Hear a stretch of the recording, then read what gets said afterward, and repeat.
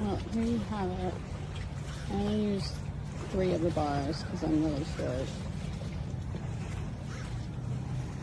I did end up ending it 2 different ways before I finally found what was comfortable for me.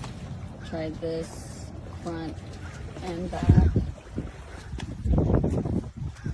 It was pretty solid, but it didn't exactly do what I wanted it to do for the shark's teeth.